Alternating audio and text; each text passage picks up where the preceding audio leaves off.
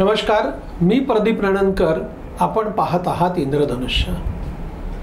गेले काही महिने आपल्याकडं आरक्षणाच्या विषयावरती आंदोलनं चालू आहेत. मराठा समाजाची भूमिका वेगळी आहे, ओबीसीची भूमिका वेगळी आहे आणि या आंदोलनाने अतिशय कडवं रूप धारण केलं आहे. लोकसभा निवडणुकीच्या दरम्यान गावोगावी याचे पडसाद उमटले. अनेक ठिकाणी दगडफेक, मारामाऱ्या, एकमेकावरती गुन्हे दाखल करण्याचे प्रकार घडले. आता ही कटुता गाव पातळीपासून महाविद्यालयात शिक्षण घेणारी मुलं आहेत, शाळेतले शिक्षण घेणारी मुलं आहेत, इथपर्यंत ती पोहोचली आहे. वसतिगृहापर्यंत ती पोहोचली आहे. वसतिगृहामध्ये वेगवेगळ्या जाती जमातीचे मुलं एकत्र राहत, रूममेट असत.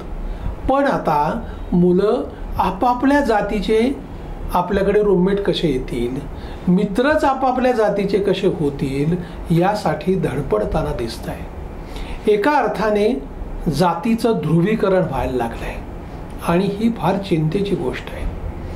गाव पातळीवर होणाऱ्या आंदोलनाचे परिणाम विद्यार्थ्यांच्या मनावरती खोलवर रुजत आहेत आणि त्यामुळे आपलं भविष्य कसं असेल, आपल्या भविष्यामध्ये अडचणी येणार नाहीत, मग आपल्या जातीच्या मुलांच्या सोबत आपण राहावं आणि त्यामुळे आपण सुरक्षित राहू, अशी भावना मुलांच्या मनामध्ये निर्माण होती आहे.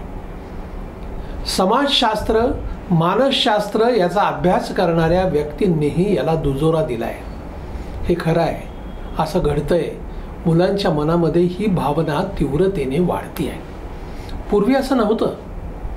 अगदी म्हणजे दलित समाजातल्या SC STच्या आरक्षणाच्या वेळेला प्रारंभी असा टप्पा होता, पण समाजाने आता ते आरक्षण स्वीकारलं आणि त्यामुळे ती कटुता तेवढी नाही आहे.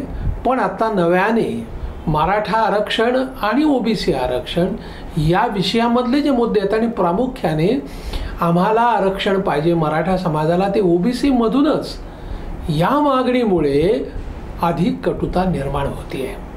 आणि ही कटुता आता महाविद्यालय स्तरावरती, वसतिगृहावरती, शाळांच्या वसतिगृहावरती पोहोचती आहे आणि त्यामुळेच हा एक अतिशय चिंतेचा विषय आहे. या विषयावरती अभ्यास करून याच्यावरती तोडगा काढण्याची गरज आहे.